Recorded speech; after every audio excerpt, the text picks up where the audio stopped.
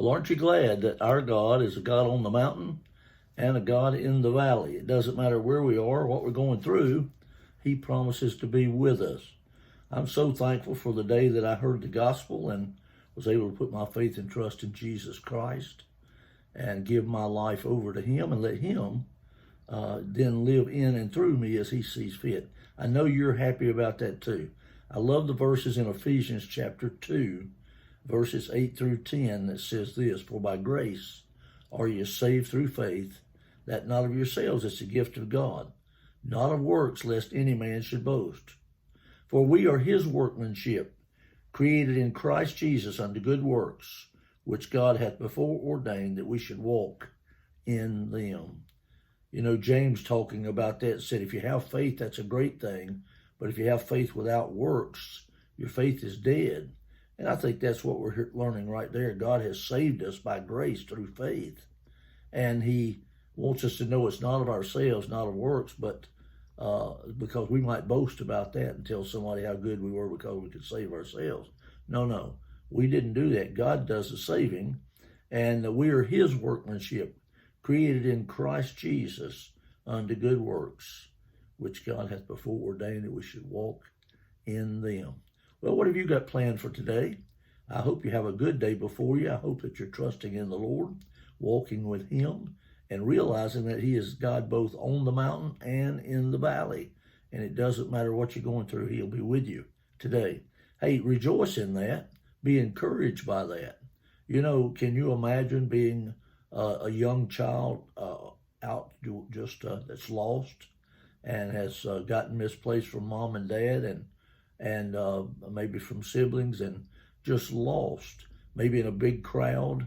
I remember one time years ago, we were at a baseball game and my dad and I got separated in the throng as people were pressing to get out of the stadium at the end of the ball game. And I was just a young fella at that time and it scared me.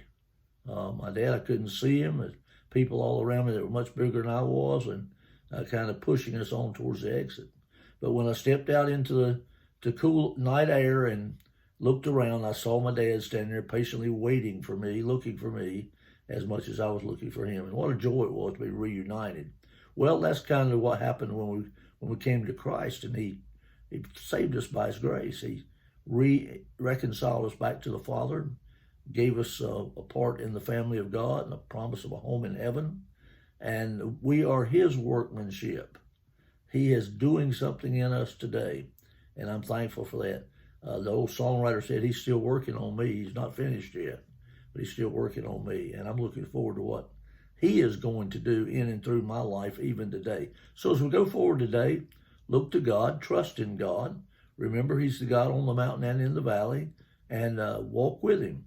And if you happen to get somehow caught up in the crowd and He feels like He's not so close, just stop and pray. He's right there.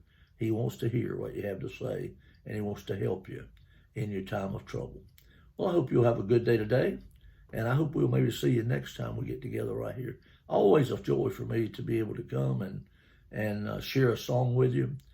Take a look at a picture of Sandra and I that we made years ago, and that we're thankful for that time together. Was thinking again yesterday. Yesterday was would have been the 6th month anniversary of our marriage, 57 years and 6 months yesterday. And I love to keep it. I love to keep it that way and know how long we've been married. It was always such a delight in my life to look over at her and know that she was by my side, and that God had been good enough to give me a faithful lady, one who loved Him and served Him, and I'm so thankful for that. Well, as you go forward today, be thankful for what God's done for you, and look for ways that you can serve Him today.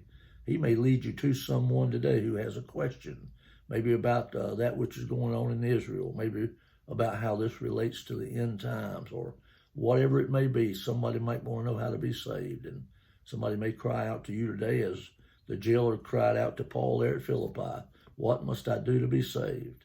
And we should be ready to share with them what God did for us and what He'll do for anyone who'll call upon Him and give their life over to Him.